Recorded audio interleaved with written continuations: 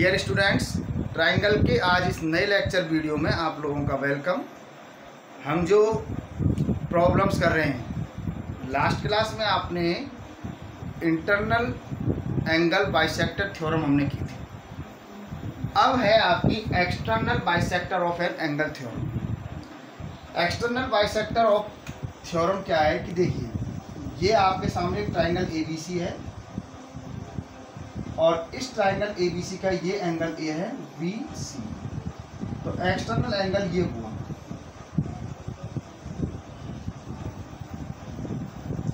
CAE। इसे आप external angle कहेंगे इसको, ठीक है ना। और इसको कोई लाइन ये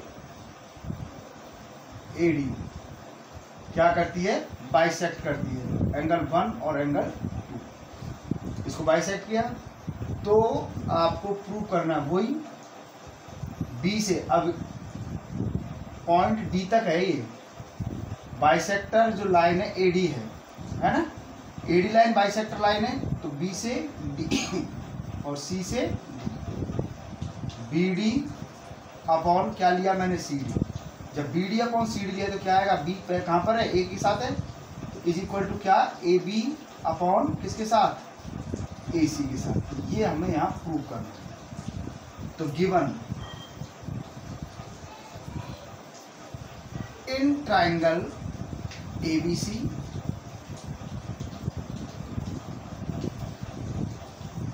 angle CAE is the external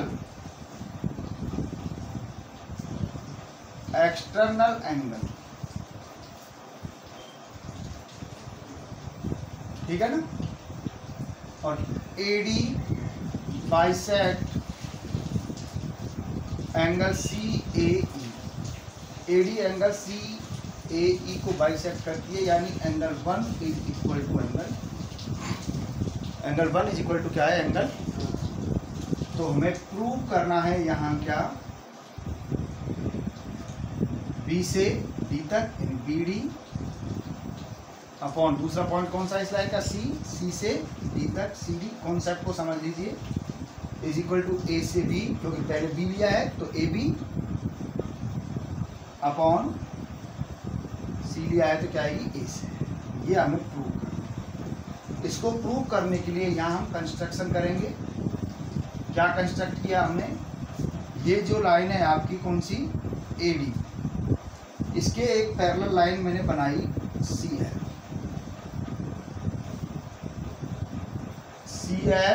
parallel to AD।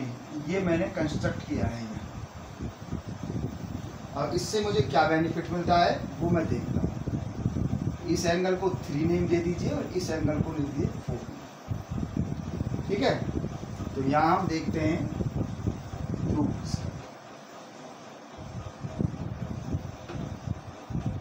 देखो, ये लाइन है आपकी CF, बीच का डायग्राम हटा रहा हूं मैं भी। और ये लाइन है आपकी DA, और ये आपकी हो गई कौन सी, AB हो गई, ये लाइन AB। ये एंगल 3 इसके नीचे की तरफ बन रहा है, और ये एंगल 2 ये AD के नीचे की तरफ बन रहा है, ठीक है ना। तो ये 3 और 2 कैसे एंगल हो गए, करस्पॉन्डिंग एंगल हो गए। और करस्पॉन्डिंग एंगल्स कैसे होते हैं, इक्वल, क्योंकि CF पैरेलल टू क्या है, DA। CF parallel to DA। So angle 2 is equal to angle 3 because these are corresponding angles. When corresponding angles are equal, then lines are parallel, and lines are parallel, then corresponding angles are equal. Angle 2 is equal to angle 3। और अब line parallel है आपकी, है ना। देखिए इसको, ये 1 है और ये कौन सा है आपका 4। ये बन गया क्या आपका, Z बन गया।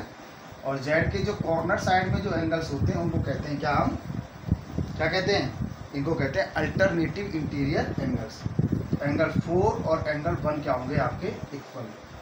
Angle 4 is equal to angle 1 because these are कैसे अल्टरनेटिव इंटीरियर एंगल्स। अब देखिए बेटा, बट गिवन है यहाँ पर angle 1 is equal to angle 2 दे रखा है, ये given angle 1 is equal to angle 2। जब एंगल 1 इज इक्वल टू 2 दिया है तो एंगल 1 की वैल्यू क्या है 4 और एंगल 2 की वैल्यू क्या है 3। तो angle 3 is equal to angle 1 4 के इक्वल और एंगल 2 किसके इक्वल 3 के इक्वल। और इसको क्या लिख सकते हैं, angle 3 is equal to angle 1 is equal to 2 then 4 is equal to 3 या 3 इक्वल टू 4। समझ गए क्यों है कि 1 की वैल्यू आपकी 4 है और 3 की वैल्यू क्या है 2 4 इक्वल टू 3। अब हमको क्या देखना है, ये 3 और 4 ये एंगल हमारे इक्वल हो गए ना 3 और 4 इक्वल। तो ये आपका ट्राइंगल है, in triangle ACF। ACF triangle हुआ ये, AFC बोल दीजिए चाहे ACF बोल दीजिए। इस ट्राइंगल को आप देखते हो यहाँ पर 3 और 4 इक्वल है, तो 3 और 4 किससे लाइन से बन रहे हैं, एक तो AF से बन रहा है और एक AC से बन रहा है। तो ये दोनों AF और AC भी क्या होंगी इक्वल होंगी। AF इज इक्वल टू किसके होगा AC। Angle 3 is equal to angle 4 by, इसको जो भी इक्वेशन लिखना चाहे लिख देना, by equation first. So AF is equal to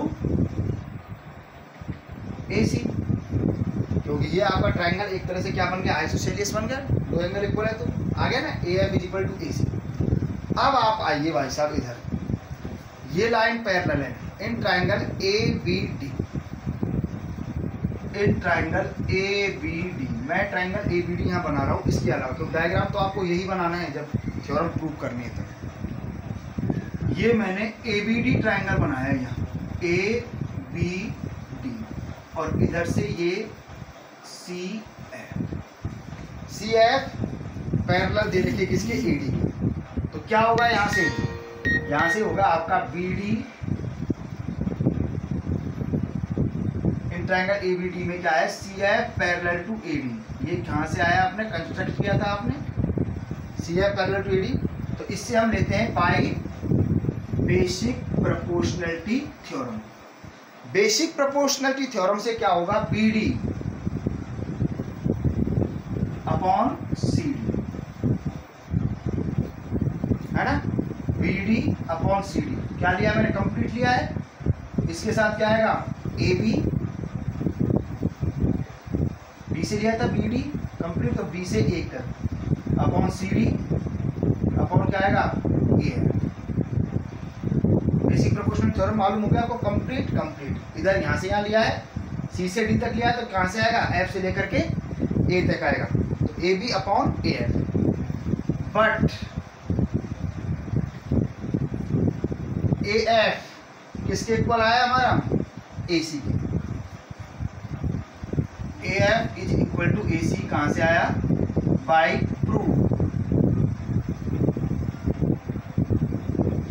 आपने प्रूफ किया AF is equal to AC, तो यहाँ AF की वैल्यू क्या पुट कर दीजिए AC, तो ये आ जाएगा BD upon CD is equal to AB upon AC, AB upon AC। और यही आपको यहाँ क्या करना है, प्रूव करना है। BD upon CD is equal to AB upon AC। Correct, concept आपको समझ में आया होगा। BD और CD, B से लिया है तो ट्राइंगल तो आपका ABC था, AB अपॉन AC, ये कॉन्सेप्ट होता है। प्रूफ किस तरह से किया है ये आपको मैंने अभी समझाया। बेसिक प्रोपोर्शनल का यूज भी है इसमें, और पैरेलल लाइन कंस्ट्रक्ट करके इसको हमने प्रूव किया। तो ये आपकी 3 थ्योरम्स हो गई, 2 आपकी इंटरनल वाली थी इंटरनल एंगल बाइसेक्टर वाली, और एक आपकी एक्सटर्नल एंगल बाइसेक्टर थ्योरम। इनके यूज बहुत अच्छे हैं क्योंकि बहुत सारी प्रॉब्लम्स ऐसी होती हैं जो इन्हीं थ्योरम से होंगी। कॉम्पिटिटिव लाइन में आजकल ज्योमेट्री के पोर्शन में जो क्वेश्चन पूछे जाते हैं वो ऐसे ही होते हैं। अगर हमें कॉन्सेप्ट्स क्लियर है वो यहाँ हो सकते हैं 10th क्लास में, वहाँ कोई आपको नहीं समझाएगा इन चीज़ों को, ठीक है। अब देखिए इनके ऊपर जो बेस प्रॉब्लम्स हैं उन्हें हम अब करते हैं, ठीक है। समझिए अच्छी तरह से किस तरह से इनका यूज होगा, किस तरह से प्रॉब्लम आएंगी। लेकिन हमारे कॉन्सेप्ट क्लियर होते हैं तो इनका यूज भी करना हम सीख जाते हैं। लेकिन जब हमारे कॉन्सेप्ट ही क्लियर नहीं होते तो हमें थ्योरम को प्रूव करे बिना भी हमको कॉन्सेप्ट क्लियर करना आसान नहीं होता। देखिए जो बच्चे आर.डी. शर्मा पढ़ रहे हैं उनके लिए तो ये बहुत मोस्ट है, और जो बच्चे आर.डी. शर्मा नहीं पढ़ रहे हैं तो कम से कम कोशिश कीजिए कि इस बुक को हम करें, क्योंकि अच्छी रेफरेंस बुक है ये। इसकी प्रॉब्लम्स मैं सॉल्व करा रहा हूँ, नहीं तो आप अपनी बुक्स की प्रॉब्लम्स मुझे कमेंट कर दें। और जो पहली बार मुझे देख रहे हैं, मुझसे जुड़ रहे हैं, वो मेरे चैनल को सब्सक्राइब कर दें, लाइक करें और शेयर करें।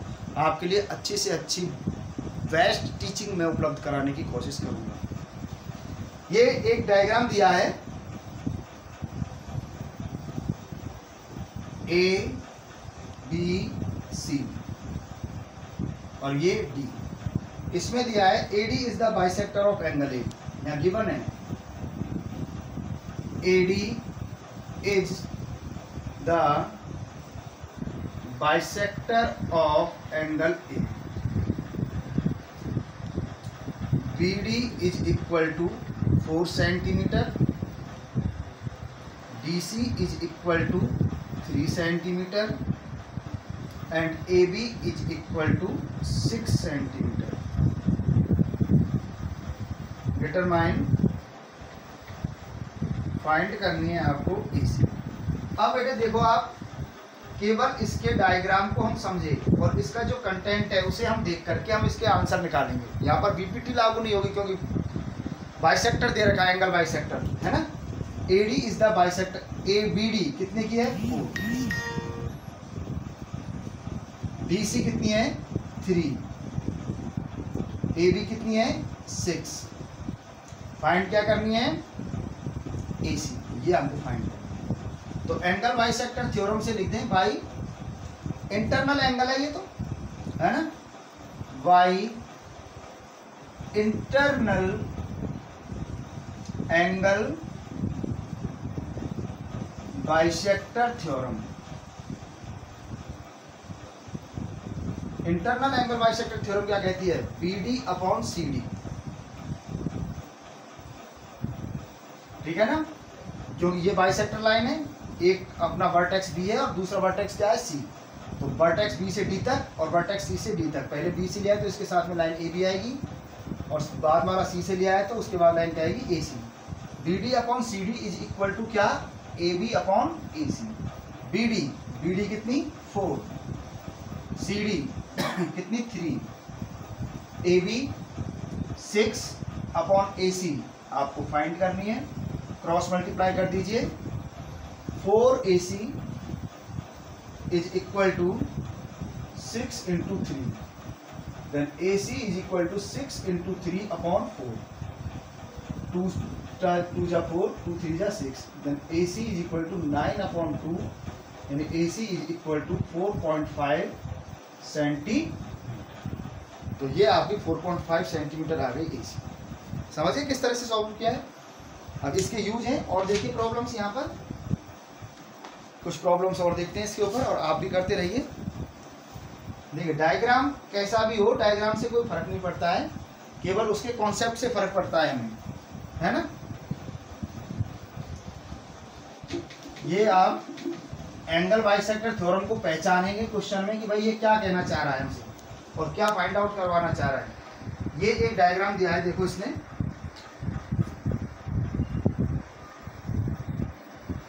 इस तरह से A B C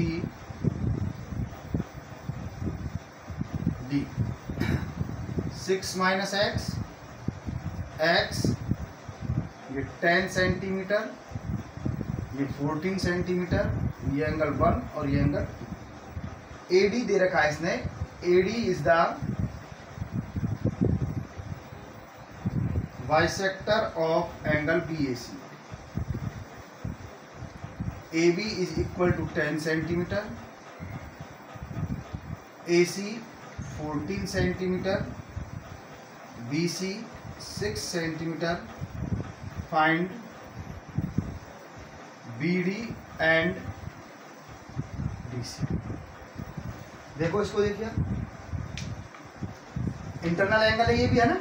अब by internal angle bisector theorem, by internal angle bisector theorem, ठीक है। क्या हुआ, एंगल ए का बाइसेक्टर गिवन है ना यहाँ पे, तो वही आपका BD upon CD is equal to क्या होगा, AB upon AC, AB upon AC। तो BD क्या है x, CD क्या गिवन है 6 माइनस x, AB कितना है 10 और AC कितना है 14। क्रॉस मल्टीप्लाई कर दीजिए, 10 into 6 minus x is equal to 14x, 60 minus 10x is equal to 14x, ठीक है ना। 60 is equal to 14x plus 10x, यानी it is 24x is equal to 60, then x is equal to 60 upon 24, 12 2 और 12 5, यानी x equal to 5 upon 2, यानी कितना आ गया 2.5 senti, x आपका 2.5 सेंटीमीटर आ गया। Then BD is equal to 2.5 centimetre और DC 6 माइनस 2.5 यानी कितना हो गया 3.5 सेंटीमीटर। तो ये आपने BD और CD फाइंड किया। Is that clear? तो इस तरह से आपको ये समझ में आ रहा होगा। चलिए एक प्रॉब्लम और देखते हैं, क्या डायग्राम दिया है, कैसे क्वेश्चन को सॉल्व करना है, समझते हैं। अच्छी है ये एक्सरसाइज, बढ़िया है, क्योंकि ये कॉन्सेप्ट आपको केवल यहाँ मिलेंगे और इसके अलावा आप ऊंची क्लासों में भी चले जाओगे तो भी वहाँ कॉन्सेप्ट आपको ये चीज़ क्लियर नहीं होगी, इसलिए इनको यहाँ क्लियर कीजिए और इनके कॉन्सेप्ट को समझिए। देख कहता है in triangle ABC, interior angle A है, ये आपको एक ट्राइंगल ABC दिया है, ABC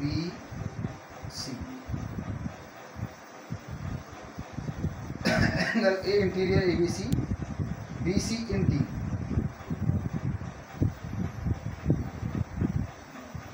ये AD गिवन है, इसमें AD is the bisector of angle BAC, ये इंटीरियर एंगल हो गया BAC जब मैंने बोला, and the bisector of exterior angle A,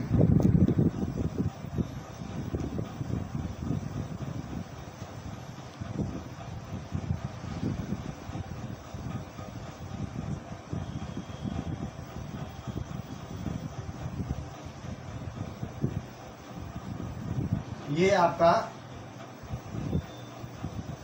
bisector of angle CAE,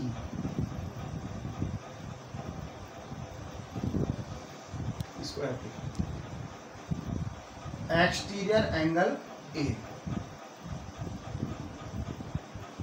AE है, AE इस एक्सटीरियर एंगल का बाइसेक्टर है, CAE एक्सटीरियर एंगल इसको बाइसेक्ट कर रही है AE। प्रूव करना है यहाँ BD upon BE is equal to CD upon CE, BD upon BE is equal to CD upon CE, ये हमें प्रूव करना है। देखिए प्रूफ देखो इसका, AD तो बाइसेक्ट कर रही है एंगल BAC को, AD is the bisector of angle BAC, interior angle bisector है, ठीक है ना। तो इंटीरियर एंगल बाइसेक्टर में से क्या होता है BD upon CD, BD upon CD is equal to क्या आएगा AB upon AC, AB upon AC, ये आपकी इक्वेशन फर्स्ट है, correct. CAE, CAE is the bisector